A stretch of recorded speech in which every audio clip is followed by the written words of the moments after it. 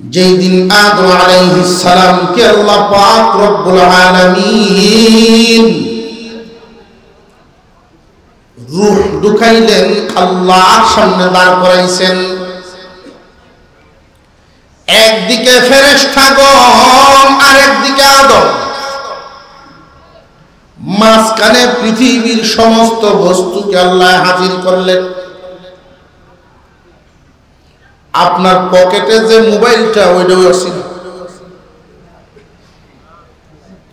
পৃথিবীর জমিনে কিয়ামত পর্যন্ত কত বস্তু আবিষ্কার হবে, সব কিছুর নকশা চিত্র এখানে হাজির করা হয়। আল্লাহ রাব্বুল আলামিন আদম আলাইহিস সালামের কলবে ইলম ঢুকা দিলেন, আদমের ইলম বাড়ায়া দিলেন। আল্লাহ পাক রব্বুল আলামিন ফেরেশতাদেরকে হুকুম দিলেন, এই বস্তুগুলোর নাম বলো। ফেরেশতারা অপারগতা প্রকাশ করলো যে আমরা তো এগুলোর ব্যাপারে জানি না, আপনি আমাদেরকে যা জানান আমরা তা জানি, যা জানান না আমরা তা জানি না। আমার পূর্বে হুজুর এই আলোচনা করে গেছেন, ফেরেশতাদের আকল সীমাবদ্ধ। যেই ফেরেশতাকে আল্লাহ আগুনের দায়িত্ব দিয়েছেন সে পানি সম্পর্কে কিচ্ছু জানে না। আদম আলাইহিস সালামকে আল্লাহ পাক জিজ্ঞাসা করেন এই বস্তুগুলোর নাম বলো। আদম আলাইহিস সালাম সব সিফত সহ বলে দিলেন। আর রাসূলে কোন সুবহানাল্লাহ, সব সিফত সহ বলে দিলেন। আল্লাহ এবার হুকুম দিলেন, আল্লাহ হুকুম দিলেন, ও ফেরেশতারা তোমাদের চাইতে আদমের ইলম বেশি। যদিও তোমরা নূরের তৈরি, আদমকে যদিও মাটি দিয়ে বানাইলাম, তার ইলম বেশি, তারে সেজদা দাও। আল্লাহর এই হুকুম পালন করার জন্য সমস্ত ফেরেশতারা সেজদায় উঠায় পড়লেন, ইল্লা ইবলিস। উপস্থিত ছিল ইবলিস, সে কিন্তু উঠায় পড়ে নাই, বরং সে যুক্তি দাঁড় করানো শুরু করে দিল, অহংকার প্রকাশ করা শুরু করলো। আল্লাহ পাক রব্বুল আলামিন হুকুম করলেন সেজদা দেওয়ার জন্য, সেজদার হুকুম পালন করে নাই, না করে কি শয়তান লাভবান না ক্ষতিগ্রস্ত? আরো জোরে কোন, ক্ষতিগ্রস্ত হয়ে গেল শয়তান। ফেরেশতারা যে সেজদা দিয়েছেন, ওই সেজদা দেওয়ার সময় একজন ফেরেশতা তার সেজদাটা আগে লাগায় দিয়েছেন। একজন ফেরেশতা আগে দিয়ে দিয়েছেন সেজদা, ওই ফেরেশতার নাম ইসরাফিল আলাইহিস সালাম। আল্লাহ পাক রব্বুল আলামিন খুশি হয়ে ঘোষণা দিলেন, ইসরাফিল রে, আমি আল্লাহ তোমার পুরস্কার দিব। আদমকে সেজদা দেওয়ার কারণে আমি তোমার পুরস্কার দিব। রে ইসরাফিল, 30 পারা কুরআনুল কারীম তোমার কপালে লিখিয়া দিলাম। এখানে দুইটা দল খুব ভালো করে বুঝবেন। আল্লাহ হুকুম দিয়েছেন আলেমকে সম্মান দাও সেজদার মাধ্যমে। যারা দিয়েছেন তাদের প্রতি আল্লাহ খুশি, যে দেয় নাই তার প্রতি তো আল্লাহ নারাজ, লানত প্রাপ্ত বানায় দিয়েছেন তারে। সেজদা দিতে গিয়ে যে নাকি আগে দিয়ে দিছে, আগ্রহ প্রকাশ করার কারণে আল্লাহ রাব্বুল আলামিন ওই ফেরেশতারে সম্মানী বানায়া দিলেন। মুসলমান ইমানদার ভাইরা আমার, কুরআনুল কারীমের এক আয়াতের মধ্যে আল্লাহ বলেন, ইয়ারফা'িল্লাহুল্লাযীনা আমানু মিনকুম ওয়াল্লাযীনা উতুল ইলমা দারাজাত। তাম পৃথিবীর বুকে যত মানুষ, প্রথম বিচারে সবাই আশরাফুল মাখলুকাত, সবাই মানুষ, হাত পা বিশিষ্ট মানুষ সবাই। এর মধ্যে আল্লাহ আবার ঘোষণা দিলেন সমস্ত মানুষের মধ্যে সম্মানী ঈমানদারেরা। এইখানে কারা কারা ঈমানদার একটু হাত তুলেন তো দেখি। নারে তাকবীর, নারে তাকবীর। আরো জোরে বলেন আল্লাহু আকবার, আরো জোরে বলেন আল্লাহু আকবার। একজন ঈমানদারের মর্যাদা বাড়াইছেন কে? আল্লাহ। ঈমানদারের মর্যাদা কত আপনারা অনুমান করে নেবেন। আমার একটা কথা, আল্লাহর পয়গম্বরের হাদিসের মধ্যে বর্ণনা করেন, একজন ঈমানদারও যদি দুনিয়ায় বেঁচে থাকে, আল্লাহ পাক রব্বুল আলামিন তার উসিলায় কিয়ামত ঘটাবেন না। তামাম দুনিয়া ভর্তি গুনাহগার, কাফের, মুশরিক, আল্লাহ পাক রব্বুল আলামিন তামাম দুনিয়ার কাফেরদেরকে খানা খাওয়াইবেন একজন ঈমানদারের উসিলায়। কিন্তু যেই দিন একজন ঈমানদারও থাকবে না, দুনিয়ার বাজার আল্লাহ রাখবেন না। এই ঈমানদারদের মধ্যে আল্লাহ আবার ঘোষণা দিলেন, ঈমানদারেরা রে, তোমাদের মধ্যে সম্মানী কারা জানোনি? আমি আল্লাহ যাকে ইলম দান করলাম, আমি আল্লাহ যাকে ইলম দান করেছি সে সম্মানী। কিন্তু বর্তমান সমাজে লক্ষ্য করে দেখবেন চিত্র দেখা যায় ভিন্ন। আল্লাহর সামনে দাঁড়ায় শয়তান যুক্তি দাঁড় করিয়েছিল। শয়তান মাটির তৈরি আদম ইলম পাইছে, এই জন্য কি আমি তারে সেজদা দিব নাকি? আমাদের সমাজের মধ্যে একদল মানুষের চিন্তা ভাবনা এইরকম, অহংকার নামক রোগের কারণে সলিমদ্দির হুদ কলিমদ্দি হাফেজ হয়েছে, এই জন্য কি তারে আমার হাফেজ শব্দ হলো? অমুকের হুদ অমুক হাফেজ হয়েছে, আর হয়েছে কি নামাজ পড়ানো লাগবো? আমি চৌধুরী সৈয়দ বাগান খান। টেলা আছে না নাই? এই রোগ যার ভিতরে আছে বুঝবেন কুমড়া বসা। বুঝাইতেছে? আল্লাহ পাক এক আয়াতের মধ্যে বলেন, ইয়া আইয়ুহাল্লাযীনা আমানুত্তাকুল্লাহা ওয়া কুনু মা'আস সাদিকিন। হে ঈমানদাররা, আল্লাহকে ভয় করো এবং আল্লাহ ওয়ালাদের সাথী হও। দুনিয়ার অন্যান্য মানুষদেরকে বলেন নাই, শুধু ঈমানদারদেরকে বলছেন। আসমানের নিচে শুধু কি ঈমানদাররাই বসবাস করেন না আরো মানুষ আছে? অন্য কোন মানুষকে আল্লাহ এই নসিহত করেন না, শুধু ঈমানদারদেরকে করলেন। হে ঈমানদাররা, আল্লাহকে ভয় করো এবং আল্লাহ ওয়ালাদের সাথী হইয়া যাও। প্রথম কথাটা, ঈমানদারেরা রে, কুরআনুল কারীমের যত জায়গায় আল্লাহ ডাক দিয়েছেন ঈমানদারেরা, এর একটা অর্থ হইল ও জান্নাতের মালিকরা। হে জান্নাতের মালিকরা, তোমরা যেহেতু জান্নাতের মালিক, আল্লাহকে ভয় করো। ইমানদারদেরকে আল্লাহ এই কথা বললেন, আল্লাহকে ভয় করো। কাফেরদেরকে বললেন না কেন? কাফেররা তো আল্লাহকে মানেই না। তোমরা যেহেতু মানো যে আল্লাহ বলতে কেউ আছেন, বিশ্বাস আছে না নাই? আরো জোরে কর।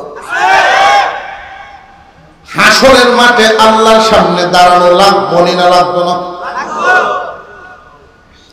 আল্লাহ পাক রব্বুল আলামিন বলেন, ইত্তাকুল্লাহ, আল্লাহকে ভয় করো, আল্লাহকে ভয় করো। আমরা এখানে যারা যারা আছি আল্লাহকে ভয় করি কারা কারা? একটু আত্মুর ভাই এবারে ভিসে দেখতে পারিস না রে দেখবি যারা আত দেখায় রাখছেন অর্ধেক ভয় করি। শুধু হইতো মাশাআল্লাহ। আপনার মাঝে মাঝে এই যে ডিস্টার্বটি গুম্বান মেরে লেগে আমরা আল্লাহকে ভয় করি, তাই তো?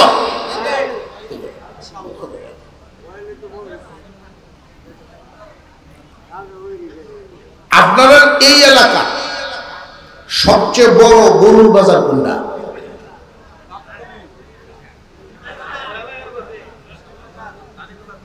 দানিকোলা গরুর বাজার আছে না? গরুর বাজারে যারা গরু কিনতে যায় সাধারণত তিন দল মানুষ গরু কিনে। কেউ গরু কিনে হাল পাওয়ার জন্য, কেউ গরু কিনে দুধ খাওয়ার জন্য, কেউ কিছুদিন লালন পালন করে বেশি পয়সায় বেচার জন্য। তো এক মুরব্বী মানুষ দাওয়াত তাবলীগে মেহনত করনেওয়ালা, হক পথে চলনেওয়ালা, এইরকম একজন মানুষ এক গরু লয়ে গেছে বাজার। পাবলিকে তাদের জিগায়, চাচা আলো কেমন আসবো? উনি উত্তর দিচ্ছেন, যদি শুইতে পারে তুলন সম্ভব না। এরা বিদায়। আরেক দলাইছে কিছুক্ষণ পরে, দুধ কেমন দেয়? আমি জানি না। আপনার গরু আপনি জানেন না কেন? আমি একদিন কিরানি গিয়া 1 লাখ টিকাইয়া 1 সপ্তাহ সদর বসলাম। এরপর থেকে আমি যাই না, কোন জানি না। এই দল বিদায়। আরেক দলাইছে কায় কেমন? সারাদিন বাচ্চা উঠে কিছু ঘাস আনিয়ে দিলে ইচ্ছা হইলে হলোই তো পারে, নাও হতো। তখন কোন কাস্টমার আইব দাঁড়ো কেউ নেই। এই গরুর বাজারও আবার একদল লোক থাকে গরু বেচে দেওয়ার লেগে। আপনারা কি বলছেন? তারার মুখ কিছু কৌশলী কথা, এরা কিছু কৌশলী কথা জানে। কেমন কৌশলী কথা? আমার চাষারে বেকল বানায় দিছে এক গরু বসায়া। হুজুরের চাষা না হলে বলে হ, যদি কয়টা ফুটা মিটে দুধ খাওয়ান লাগে এই গাইডে নেই। আমার চাষা হুন্যে মনে হচ্ছে যে যা কয়টা ফুটা মিটে দুধ যদি খাওয়ান লাগে এই গাইডে নেই। 5000 বাড়ায় এত বড় গাই লয়ে এসে পারি। সকালে যে উঠে টান লইল আব্বো না। এখন তো ওটা খুব খেপছে। হ্যাঁ, হুজুরের চাষা কই আমার শূন্য হুন্যা পাশাপাশি গ্রামের মানুষ এরকম একটা ঠকানি দিল আমারে। পরে আমি কাক করে জিগাইলাম, কেলা তত্ত্ব লইয়া দেখি সেই দলের লোক। কথা বলছে এরা কৌশলী কথা জানে। এই লোক রেখে আপনি ধরতে পারবেন কিস্তাত বেড়া কই বাচ্চা কয় হুডা, কয়টা হুডা মিটে দুধ যদি খাওয়ান লাগে আটবো না। ও কয় হুডা হয়েছে না, এটা কৌশলী কথা। কি কয় এটা রে? কৌশলী কথা। এটা দালাল জানে। কয়েক রকম উদ্দেশ্য বোঝায় আরেক রকম। আর এই শেষের ওয়াজ মাথা ঢুকতেছে তো আপনারা? মাশাআল্লাহ করেন, নারে তাকবীর। ঠিক আছে, তো এই জাতের এক লোক এই বুড়া বেড়ারে পাইছে। চাচা কিয়ামত হইব, গরু বিয়ে হইতো না, আপনি যে গুণ কইছেন আপনার গরু আমার কাছে দিন। উঠলে উঠে না, দুধের হিসাব নাই, মুহ কাউন লয় না, কোন গুণ আছে গরু? এই দালালেরা তো হরার ঘরে কত 2200 আলো ডাইনে তো জুর ভাই, এটা ডাইনা গরু। গিরস যারা তারা বুঝবে ডাইনে কোনটা চলে। 8 বছর শুনবো এই কথা বলছে না, ডাইনেতে শুনবো ভাই, দুধ ইচ্ছা মতো টানবাই, কথান দিব লাগতে পারবো না, আমার বইটার কোনো কথা নেই। খাওয়ান লই আপনার কোনো চিন্তাই নেই। এখন দেখা যায় মানুষের ভিড় ভুলে গেছে, চতুর্দিক দিয়ে কাস্টমার আয় ভিড়ছে। মানে বুড়া বেড়ায় কানে কানে, বাবা গরুটা বেচতাম না, আমার এই গরুটা বেচতাম না। কই মিয়া তোমার কি তো হয়েছে, বেচতাম না কেন লাগে? আমার গরুর যে অত গুণ আমি জানি না।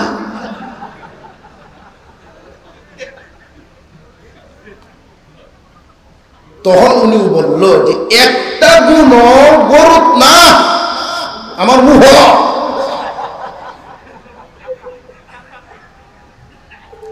একটু আগে যে বলছিলাম আল্লাহ বলেন ইত্তাকুল্লাহ, আল্লাহকে ভয়। আমরা কারা কারা আল্লাহকে ভয় করি? সবাই তো আর তুলছি, অথচ এইখানের মধ্যে এমন মানুষও আছে নামাজ ছেড়ে দেন। তাহলে আল্লাহর ভয় বুক না, আল্লাহর ভয় মুখ।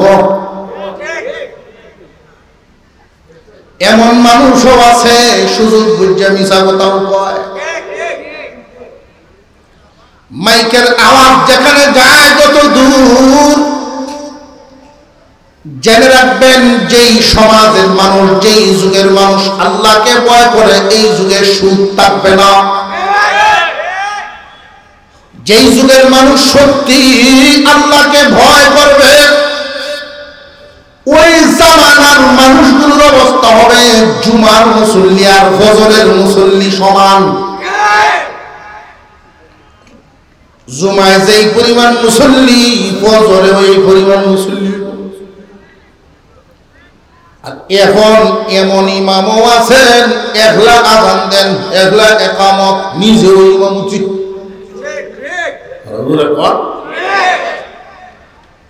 অথচ এই মহল্লায় যত মানুষ বসবাস করে,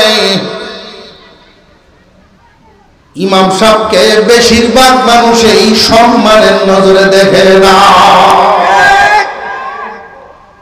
এই মহল্লার মধ্যে ইমাম সাহেব একা মসজিদে আযান দিয়ে নামাজ পড়েছে, কোন কোন মহল্লায় হয়তো 2-4-5 জন তার সাথী হয় ফজরের জামাতে।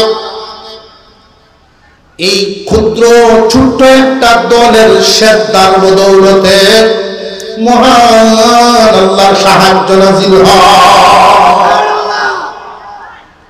বাকিরা ঘুমায় খাও, এদের উসিলায় আল্লাহ তোমার শ্বাস ঠিক রাখছে, এদের উসিলায় সূর্যের আলো, বৃষ্টির পানি ঠিক রাখছে।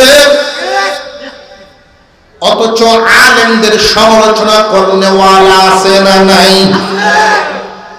মুসলমানের ঘরে জন্ম নিয়া একদল মানুষ যারা এইরকম করবে, কিয়ামতের কঠিন ময়দানে প্রথমত আমলনামা বন্টন হবে। প্রথমত আমলনামা বন্টনের বেলায় কাউরে ডান হাতে দেওয়া হবে, কাউরে বাম হাতে দেওয়া হবে। ওই দিন যারা বাম হাতে আমলনামা পাবে চিরস্থায়ী জাহান্নামী বলে ঘোষিত হয়ে যাবে, জীবনেও কোনোদিন মুক্তি পাবে না। নাউযুবিল্লাহ কোন। ডান হাতে যারা আমলনামা পাবে, যারা পরিমাণ ঈমান নিয়েও দুনিয়া ছাড়লে যাররা পরিমাণ ঈমান নিয়েও যদি কেউ দুনিয়া ছাড়েন 10 দুনিয়ার সমান একটা জান্নাত দিব। জান্নাতের সংবাদ ভাই আপনারা খুশি? জান্নাতের সংবাদ পায়া আপনারা খুশি, পিছনেরা খুশি না। জান্নাত পায়া যদি খুশি হইতো সুবহানাল্লাহর আওয়াজ আরো ভালো হয়। বরকতপূর্ণ রহমতপূর্ণ সময়। ডান হাতে আমলনামা পাবে যারা, চিরস্থায়ী জাহান্নামে যাবে না তারা। বাম হাতে আমলনামা পাবে যারা, চিরস্থায়ী জাহান্নামে যাবে তারা। আফসোসের সাথে বলতে হয় অনেক মুসলমান নামদারি, অনেক নামদারি মুসলমান ওই দিন বাম হাতে আমলনামা নিয়ে দাঁড়াইব। মুসলমানদের জামাত থেকে কেউ একজন ডাক দিয়া জিজ্ঞাসা করবে, কি গো অমুক ভাই, কি গো অমুক ভাই, তুমি না মুসলমান ছিলা দুনিয়াতে, তুমি না মুসলমানের সন্তান ছিলা দুনিয়াতে, কুরবানি দিতে অনেক বড় গরু, শুক্রবারে জুমায়ও আইতা, মসজিদে আমার বলি লইয়া কার্যও করতা।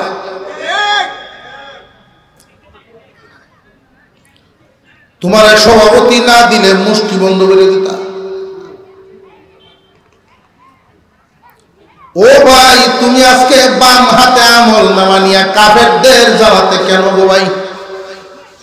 তুমি না মুসলমানের সন্তান আসলা, তোমার এই দুর্দশা হওয়ার কারণ কি? বাম হাতে আমলনামা নিয়ে ওইখান থেকেই নামদারি মুসলমান বলতে থাকবে,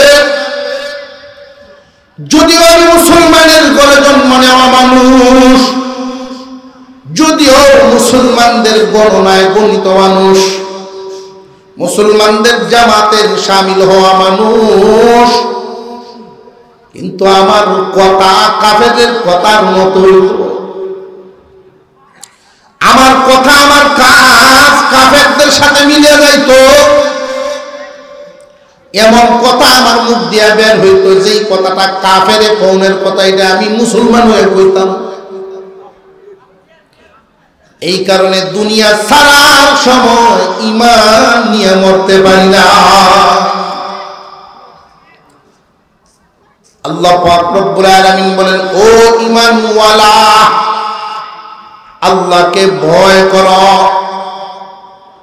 আল্লাহকে ভয় করার কথাটা যে আমি বলছিলাম, আসলে কি আল্লাহর ভয় অন্তরে আছে না মুহ?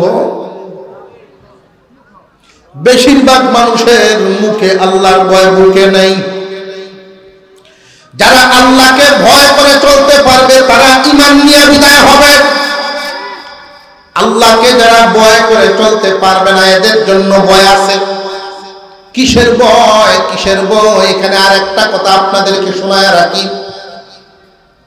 হযরত উমর ফারুক রাদিয়াল্লাহু তাআলা আনহু মক্কা এবং মদিনা উভয় এলাকার নেতৃস্থানীয় কিছু মানুষ সাথে নিয়ে সফরে বের হয়েছেন। মরুভূমির উপর দিয়ে উনি যাইতেছিলেন।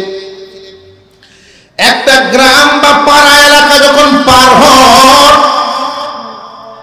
একজন মহিলা দূর থেকে ডাক দিয়েছেন হযরত উমরকে সম্বোধন করে। খলিফাতুল মুসলিমিন বলেন নাই, সরাসরি নাম ধরে ডাক দিয়েছেন উমর। সাথী সঙ্গী যারা সবাই আশ্চর্য হয়ে গেছে। খলিফাতুল মুসলিমিন উমর নাম ধরে ডাক দিল। ব্যাপারটা কি? কে গো এই মহিলা?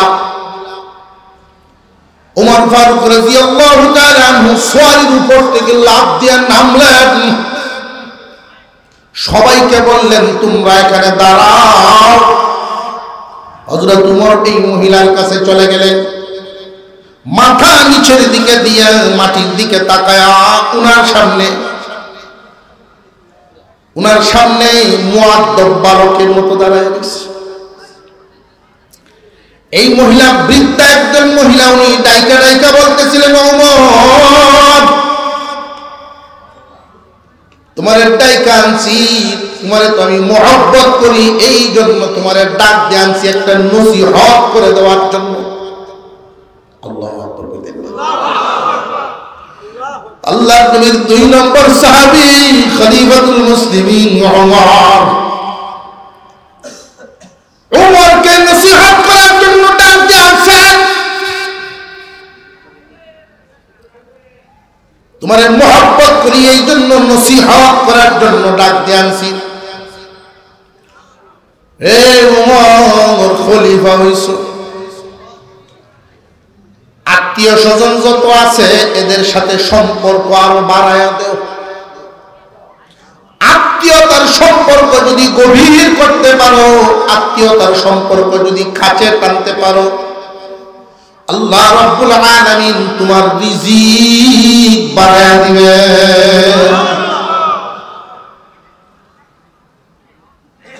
রিজিক বাড়ায়া দিবেন শব্দটা শোনার পরে অবশ্যই চিন্তা আইছে যে টাকা বাড়বো, জমা জমি বাড়বো, খাদ্য বস্তু বাড়বো। রিজিক শব্দটা আমরা তো এটাই অর্থ বুঝি, রিজিকের অর্থ সহায় সম্পত্তি বাড়বো, এই অর্থ বুঝি।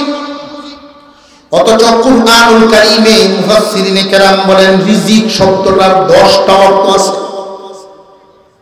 অর্থ সম্পদ এটা 7 নম্বরে পড়ে। রিজিক শব্দের অর্থ এমন, রিজিক এমন বস্তুকেই বলা হয়, আমরা যে খাবার খাই ভাত, ওইটারও তো আমরা রিজিক কই, ঠিক না? ঠিক। আসলে ভাতের নাম তো রিজিক না, ভাতের আলাদা একটা নামই আছে। টাকা পয়সার রিজিক মনে করি, ধান চাউলকে রিজিক মনে করি, যে না, এগুলো আলাদা আলাদা নাম আছে। রিজিক শব্দটা আমরা এগুলো ব্যাপক সবগুলোর সাথে ফিট করছি। রিজিক এমন একটা নিয়ামতের নাম, যেই নিয়ামতের দ্বারা মানব জাতি উপকৃত হয়, যেই বস্তুর মাধ্যমে মানুষ ফায়দা পায়, যেই বস্তুটার মাধ্যমে মানুষ ফায়দা পায়, ওই সব বস্তুর নাম ওই রিজিক। রিজিকের অর্থ বুঝাইছে? আল্লাহ পাক রব্বুল আলামিন কোন বান্দার প্রতি যখন খুশি হন, তারে রিজিক দান করেন। রিজিকের 1 নাম্বার অর্থ হলো ঈমান। রিজিকের 1 নাম্বার অর্থ কি? মুখ জবান খুলে আওয়াজ দিয়ে কন্ত শুনি, আর জোরে কোন রিজিকের 1 নাম্বার অর্থ কি? যার ঈমান নাই, সপ্ত রাজ্যের মালিক হইলেও দাম নাই।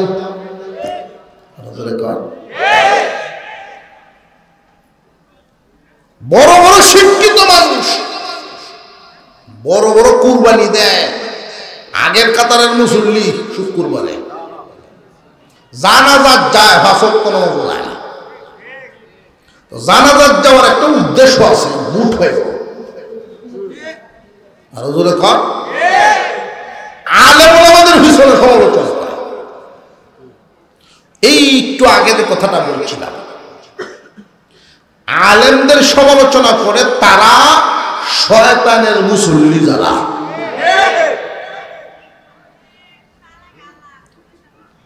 আমি সহজে কয়েছি কথাটা। ফেরেশতারা আদম, মনে আছে প্রথম শুরু করছিলাম, আদমকে সেজদা দিছেন যারা, আল্লাহর সন্তুষ্টি পাইছে তারা। যে আগে সেজদা দিছে আল্লাহর সন্তুষ্টি তো পাইছে, ওই পুরস্কার হয়েছে। আর যে মানে নাই, সেজদা দেয় নাই, আল্লাহর সন্তুষ্টি পায় নাই, বিপরীতে পাইছে লানত। সমাজে বহুত মানুষ এমন আছে শয়তানের দলের লোক, এদেরকে আল্লাহ চতুষ্পদ জানোয়ারের চেয়ে নিকৃষ্ট করছেন। আমরা জানোয়ারদের মধ্যে সাইড ফায়াত তো জানোয়ার, এর মধ্যে নিকৃষ্ট হিসেবে চিনি কোনটা? দেখুন তো, আসতে কোন জমি নেব আশেপাশে আসেও না। কুকুর নিকৃষ্ট প্রাণী, অথচ এই কুকুরের কিছু সিফাত কিছু গুণ এমন, যেই একটা গুণ মানুষের মধ্যে থাকলে বিশ্ব বিখ্যাত আল্লাহ ওলি হয়ে যাবে। আর জোরে কর। এর মধ্যে একটা গুণ হলো প্রভু ভক্ত, মালিক ভক্ত। আমাদের কারোর বাড়িতে যদি কুকুর থাকে, আলাদা বিছনা দেই তারে? আলাদা কোনো রুম আছে নাকি? ভাত রান্নার সময় কোনো মহিলা আধা কোট্টো চাউল বাড়াইয়া দিছে নিয়তে? এরকম আছে? মাছের টুনা যখন কাটে তরকারি রান্ধে, একটা মাছের টুকরা কুত্তার নিয়তে নারাজ বোঝা করুন। অথচ আপনি যেদিন বাজার থেকে বড় মাছ আনেন, কুকুরে দেখে, কুকুরে দেখে খুব খুশি, খাওয়া নেব, খুশির চেলায় বন্ধু বান্ধব দাওয়াত দিচ্ছে। যেদিন আপনার বাড়ির ভালো ভাগ সাপ হয়, তখন যে আরো 2-3 কুত্তা করতে আইছে, আপনার চোখ হে আনছে দাওয়াত দেয়া আয়োরিস। রাত্রে যখন খাওয়াত বইবে, কুত্তা বারিন্দাত আছে, একটু আওয়াজ দিয়ে বুঝায় মালিক আসি, কাটা করে রিভাউনের আশায়। যেই খাওয়ান শেষ, বিবি সব কয় রাত বাইরে বুঝতে হবানি নেই,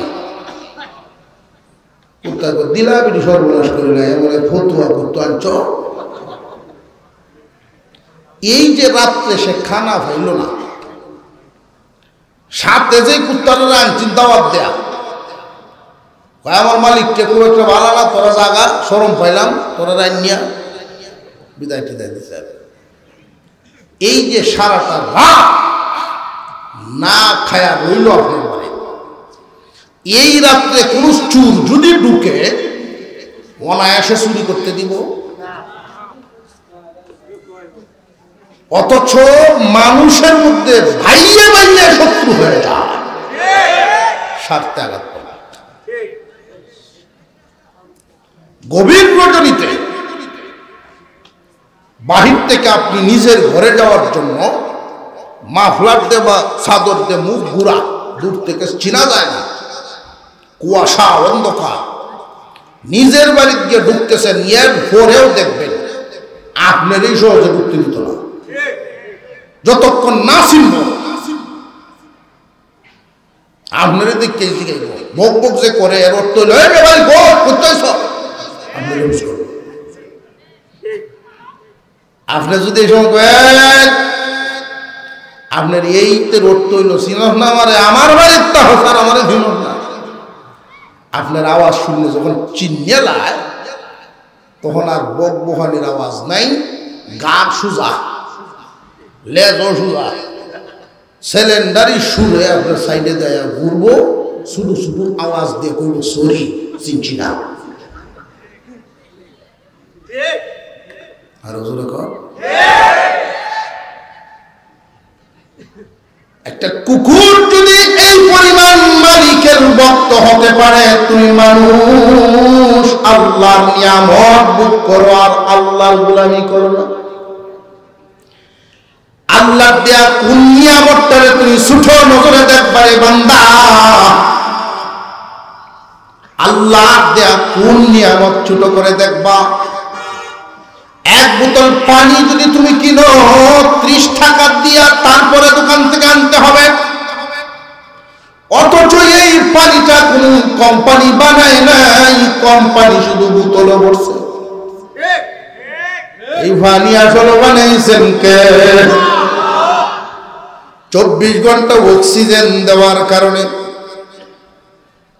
সৌদি আরবের একজন রোগী, মুরব্বী মানুষ, শ্বাসকষ্টে আক্রান্ত, প্রাইভেট একটা হাসপাতালে ভর্তি করেছেন। 24 ঘন্টা অক্সিজেন নিলেন, 3000 রিয়াল বিল হয়েছে। বিলের কাগজটা সিটের সামনেই দিয়ে গেছেন, বিল পরিশোধ করেন আগে, রোগী বের করবেন পরে। মুরব্বী মানুষ কাগজটা হাতে নিছেন, বুড়া বয়সের মানুষ, 110 তার বয়স। এই কাগজটা হাতে নিয়ে তার চোখের পানিটা রাখতে পারেন না, গড় গড় করে চোখের পানিটা ছেড়ে দিছে। বড় ছেলে আগে আব্বা 3000 রিয়াল এক বসায় আমরা বন্ধু বান্ধবরে খরচ করে ফেলি, কেন আপনি এই সামান্য টাকার জন্য কান্দেন? বাবারে এই টাকার জন্য আমি কান্দি না, 24 ঘন্টা অক্সিজেন নিলাম, 3000 রিয়াল বিল না দিয়া রুগী বের করার অনুমতি নেই। এতদিন পর্যন্ত যেই মালিক অক্সিজেন দিয়ে বাঁচায় রাখছেন, না জানি কি পরিমাণ বিল দেওয়া হয়েছে। ওই দিন তুমি সন্তান আমার এই জব দিবা না, আমার বিল পরিশোধ করবো না, ওই চিন্তায় আমার চোখে পানি এসে গেছে। আল্লাহ যে নিয়ামত দিয়ে আমারে বাঁচায় রাখছেন। দুনিয়ার জমিনে একজন মানুষ যদি অন্ধ হয়, দুইটা চোখের আলো নাই, এমন একজন অন্ধ মানুষকে কোন ডাক্তার যদি বলে অপারেশন করব, চোখ ভালো করে দিব, বিনিময়ে 2 বছর আমার গোলামি করবা, আপনারা কি মনে করেন এই অন্ধ লোকটা রাজি হয়ে বলিল? দুইটা চোখের আলো ফিরা দেওয়ার কারণে যদি ডাক্তারের গোলাম সাজতে পারো 2 বছরের জন্য, যেই মাওলায় তোমার পুরা বডির অঙ্গ প্রত্যঙ্গ দিলেন, সেই মাওলার গোলামি কেমনে ভুলে গেল? যখন তোমার কেউ ছিল না তখন ছিলাম আমি, এখন তোমার সব হয়েছে, পর হয়েছি আমি। যেই দিন তোমার কেউ রবে না তখন রব আমি। আল্লাহ ছাড়া কারোর কোনো গতি না, গতি আছে? আল্লাহ বলেন ইত্তাকুল্লাহ, আল্লাহকে ভয় করো, আল্লাহকে ভয় করো। আল্লাহকে যারা ভয় করে, আল্লাহর হুকুম অমান্য করতে পারে না, আদেশ ছাড়তে পারে না, নিষেধ করতে পারে না।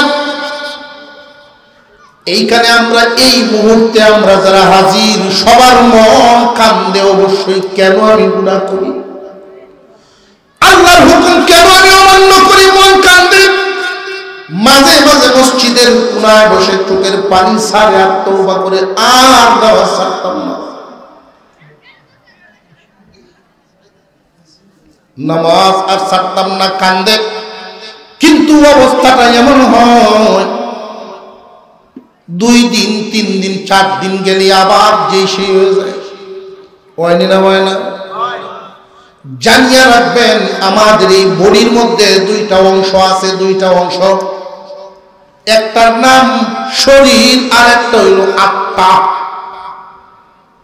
একটা হইল বডি আর একটা রূহ। 2টা একসাথে থাকলে তারে মানুষ বলে।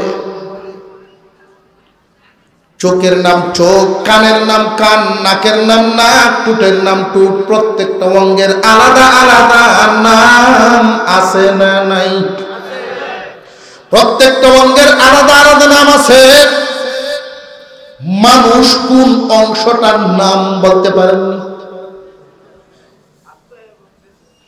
মানুষ তো কোন অঙ্গের আলাদা নাম আছে? কালি এবং কাগজ আলাদা আলাদা 2 বস্তু, 2টা একসাথে লাগলে আরেকটা নাম হয়। বই হোক, ক্যালেন্ডার হোক, পৃষ্ঠা হোক, ঠিক তেমনি রূহ আর বডি আলাদা আলাদা বস্তু, একসাথে মিললে আরেকটা নাম হয় মানুষ। বডি বানাইছেন মাটি দিয়ে, এই জন্য বডির ভরণ পোষণের সব মাটির থেকে উৎপন্ন হয়। আত্মা পাঠাইছেন আল্লাহ, আত্মার খাদ্য ওহীর মাধ্যমে পাঠাইছেন আল্লাহ। এই বডি যদি 3 দিন না খায়, হাঁটা চলা বন্ধ হয়ে যাবে। কিন্তু আল্লাহর দেওয়া এই আত্মা, তুমি বান্দা কি পরিমাণ না খাওয়ায় রাখছো, আত্মার খাবার তো তুমি দেবো নাই। আল্লাহ পাঠাইছেন খাদ্য, আত্মার খাবার তুমি দেও নাই। আত্মারে না খাওয়াইতে দুর্বল বানায় ফেলছ। বডির যত্ন করতে করতে নস শক্তিশালী হয়ে গেছে। গুনার কাজের যদি ইরাদা করো বা সামনে কোন গুনার কাজ হাজির হয়, আত্মা এবং নফসে যুদ্ধ করে, তোমার দুর্বল আত্মা নফসের সাথে পারে না। যখন দেখবা তোমার মন কান্দে গুনার থেকে বাঁচার জন্য, মন কান্দে আল্লাহর হুকুম পালন করার জন্য, কিন্তু এরপরও পারো না, বুঝবা বান্দা চক্করে পইরা গেছো। যে কোনো সময় শয়তানের থাবায় তোমার ঈমান নষ্ট হইতে পারে। এই যদি হয় হালত, তুমি 1 নাম্বার সবকটা পালন করতে পারছো না, ইত্তাকুল্লাহর উপরে আমল করতে পারো না। আল্লাহ বলেন ওয়াকুনু মা'আস সাদিকিন, আল্লাহ ওয়ালাদের সাথী হয়ে যাও।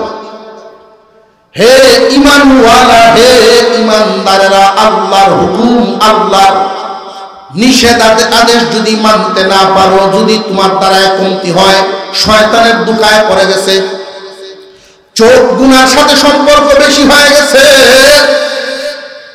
কানের সম্পর্ক গুনার সাথে বেশি হয়ে গেছে, বডির অঙ্গ প্রত্যঙ্গ গুনার সাথে সম্পৃক্ত হয়ে গেছে।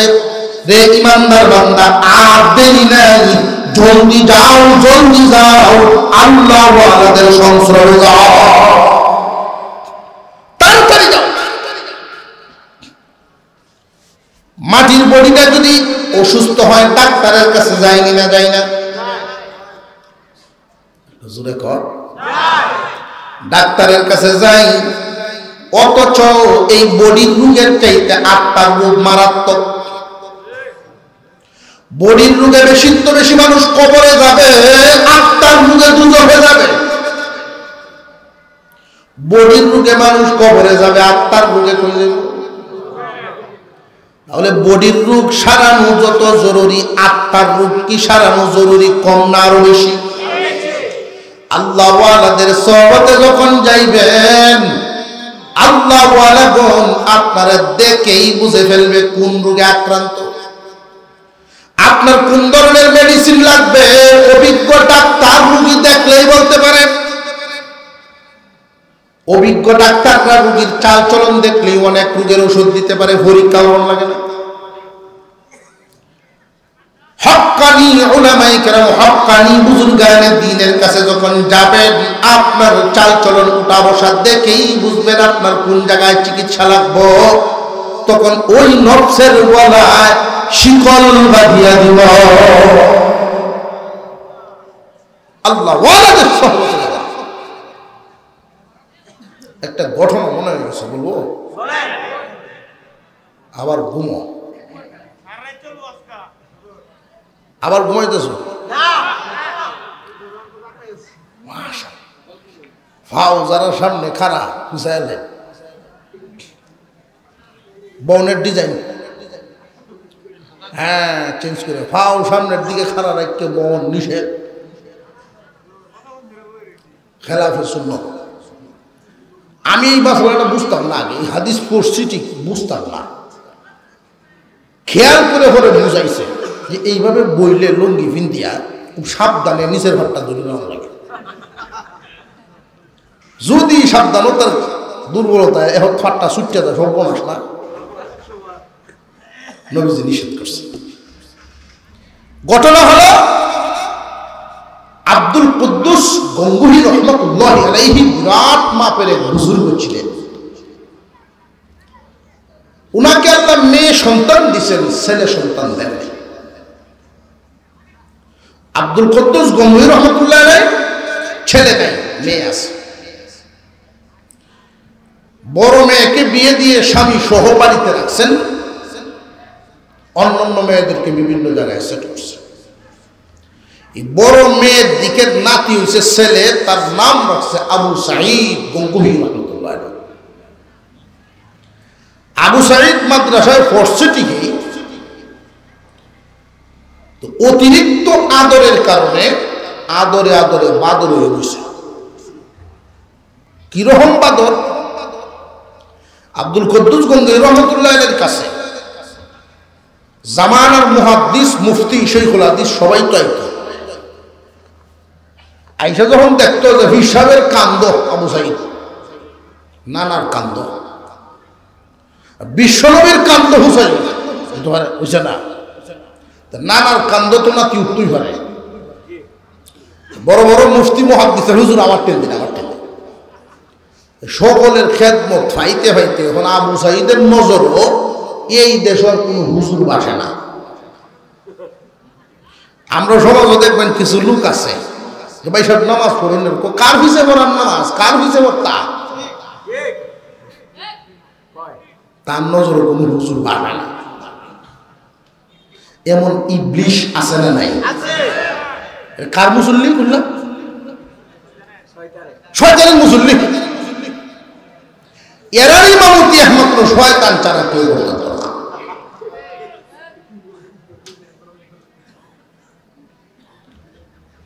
আবু সাইদের নজরে কোনো মান্য ব্যক্তি আর বাসা না। এইভাবে দিন যাইতেছে, নানা মারা গেলেন, খান কাগের মতো তো আর না, বিভিন্ন দিকে শাখা খানকা হয়েছে, অন্যদিকে তাসকিয়া নফসের খেদমত চলছে। আর আবু সাইদ গঙ্গুহি খুব রাগী প্রকৃতির হয়ে বড় হয়েছে।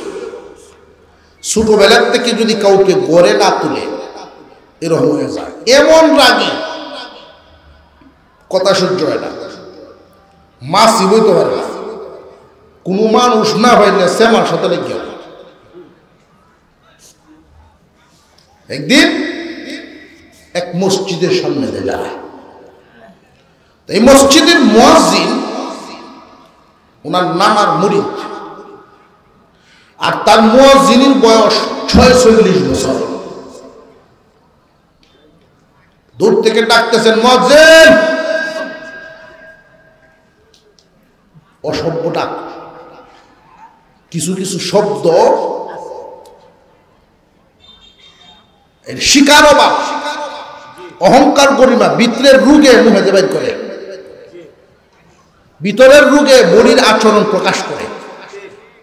বুজুর্গানের দিন দেখলেই বুঝবো কোন জায়গায় ত্রুটিটা।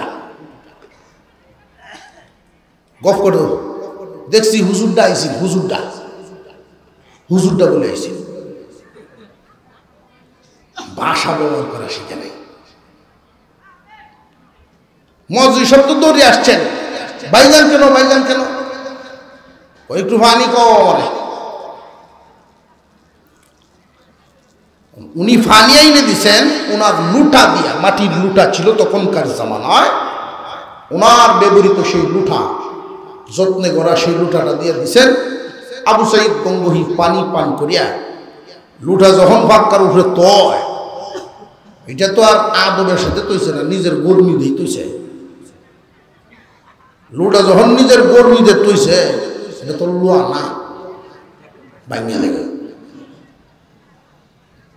যে লুটা ভেঙে গেল, মুরব্বী মানুষ হাউ মাউ করে কান্না শুরু করছে। আরে মাটির একটা লুটার লাগে তুমি এমনি কাঁদতেছো কেন? 1 ডজন লুটা তোমার এমনি দেয়া ভাইজান, এই জন্য আমি কান্দি না। এই লুটার সাথে আমার এই মসজিদের খেদমতের সম্পর্ক। আমি এই মসজিদের খাদিম যত বছর, এই লুটার তত বছর বয়স। আমি লুটা দিয়ে ওযু করি আর ভাবি, লুটারে আমি যেন তোর আগে বিদায় হইবার পারি।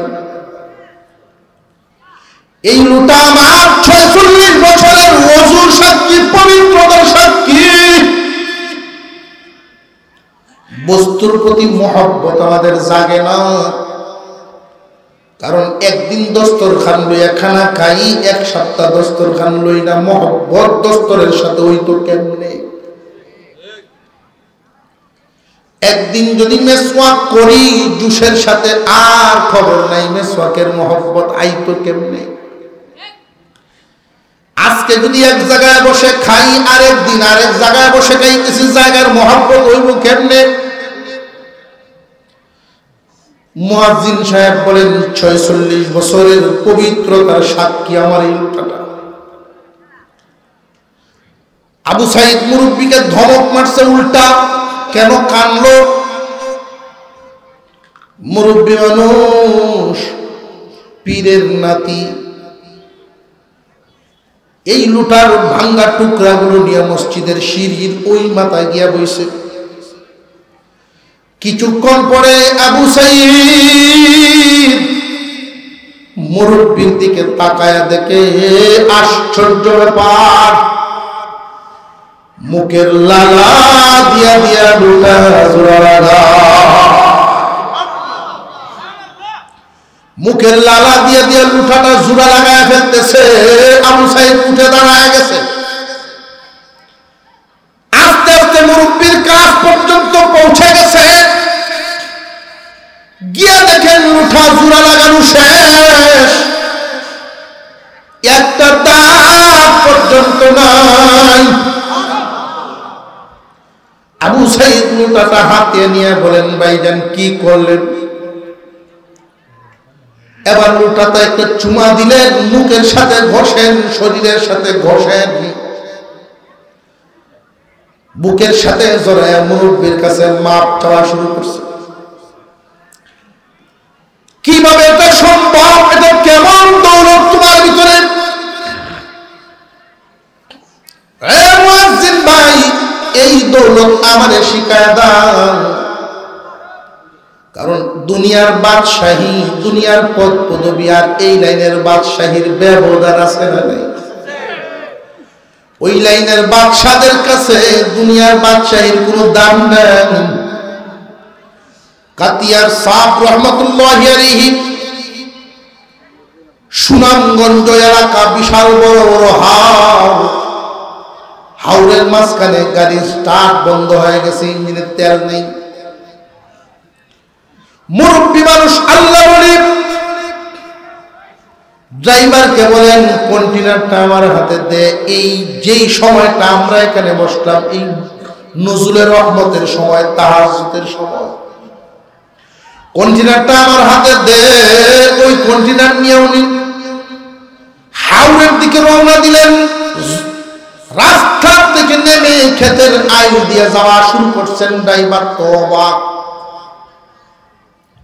কিছু দূর গিয়া ছোট্ট একটা গাড় আছে, যেটা আমরা ফাগার বলি, ওইটার পাড়ের মধ্যে রুমাল বিছায় 2 রাকাত নামাজ পড়ে কান্না শুরু করছেন। মালিক, আমি যদি তোমার গোলাম হইয়া থাকি, গোলাম তো আর মালিক থাকতে গোলামের বিপদ থাকতে পারে না। বিসমিল্লাহ বলে ওই পানি ভরে ফেলছেন কন্টেনারের মধ্যে। ড্রাইভার দূর থেকে দেখে আশ্চর্য, চোখের সামনে দেখছে তো কন্টেনারে পানি ভরছে, এটা কেমনে গাড়িতে ভরে? হুজুর কুবরাগি মানুষ ছিলেন, লাঠি হাতে নিয়ে মারতে যায়, জলদি বল, এটা যদি বুঝতে রে আমার জায়গায় তুই থাকতে। আল্লাহ সবই তার। এই বাদশাহী দুনিয়ার বাদশাহীর সাথে মিল হবে না। এই দৌলত আমাদের শিখাও। মুয়াজ্জিন সাহেব বলেন, এই দৌলত তো আপনার ঘরের দৌলত, এই দৌলত তো আপনার ঘরের দৌলত। মারহাবা, নারায়ে তাকবীর, আরো জোরে করুন, নারায়ে তাকবীর। যা আছে সব দান, দান উড়িয়ে দেওয়ার মতো সুসানা, খাঁটি ইমানদার।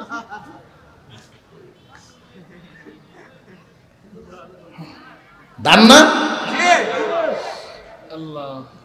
1050 টাকা দাও, আল্লাহ কবুল করেন, বলুন আমিন। আবু সাইদ গঙ্গোহী বলতেছেন, এই দৌলত আমি কই পাইব? এটা আপনার ঘরের দৌলত, আপনার নানার কাছ থেকে বেশি। এই লাইনে মেহনত করবে যারা, যার আত্মা রূপ মুক্ত হয়ে যত উপরের দিকে যাবে, আল্লাহর রহমত তত পাইতে থাকবে। আল্লাহ তারা যাবে। আল্লাহর ভয় আমাদের ভিতরে আনার তৌফিক দেন। ভয় পাইতে যদি দেখা যায় এই ভয়ে আল্লাহর এই আদেশটা পালন করতে কমতি আছে, ভয় করতে পারছি না, আল্লাহর হুকুম মানতে পারছি না, আল্লাহর দেওয়া পথে চলতে পারতেছি না, কমতি আছে। দেরি নেই জলদি আল্লাহ কাছে নইলে শয়তানের থাবায় পরে ইমান হারা হওয়ার ভয় আছে। আল্লাহ আমাদেরকে বুঝার তৌফিক দেন, বলুন আমিন। আর হুজুরে বলেন আমিন।